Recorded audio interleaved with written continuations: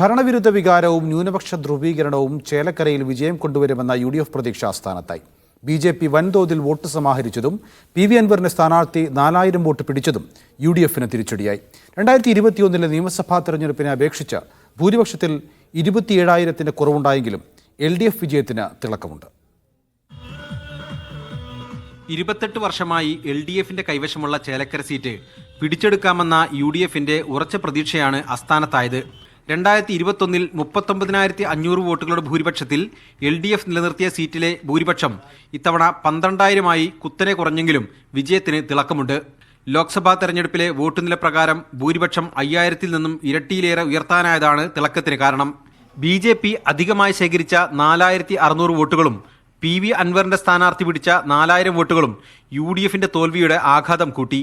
BJPക്കും NK സുധീറിനുമായി സർക്കാർ വിരുദ്ധ വോട്ടുകൾ ചിതറിയെന്ന് കണക്കാക്കണം. ന്യൂനപക്ഷ ധ്രുവീകരണം അനുകൂലമായി ലഭിക്കുമെന്ന UDF പ്രതീക്ഷയും അസ്ഥാനത്തായി.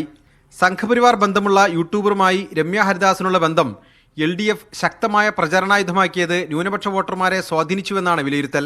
UDFന്റെ സംഘടനാ സംവിധാനം മികച്ച രീതിയിൽ പ്രവർത്തിച്ചിട്ടും സ്ഥാനാർത്ഥി രമ്യ ഹരിദാസ് താഴെത്തട്ടിൽ വേണ്ടത്ര സ്വീകാര്യത നേടിയില്ല. MP ആയിരിക്കെ കോൺഗ്രസിന്റെ പ്രാദേശിക നേതാക്കളെ രമ്യ അവഗണിച്ചുവെന്ന പരാതി നേരത്തെ മുതലുണ്ട്. പാർട്ടി ഘടകങ്ങളുടെ അതൃപ്തി കോൺഗ്രസിന്റെ വോട്ട് ചോർത്തിയെന്നും നേതാക്കൾ വിലയിരുത്തുന്നു. പക്ഷെ കഴിഞ്ഞ ലോക്സഭയിൽ കിട്ടിയ നേട്ടം പോലും അവിടെ ഉണ്ടാക്കാൻ കഴിഞ്ഞില്ല. ഭരണവിരുദ്ധ വികാരം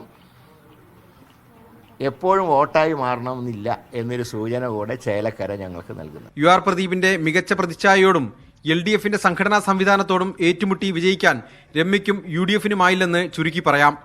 പ്രചാരണ രംഗത്ത് LDFനെ വിറപ്പിക്കാനായെങ്കിലും അത് വോട്ടാക്കി മാറ്റാൻ UDFന് സാധിച്ചില്ല.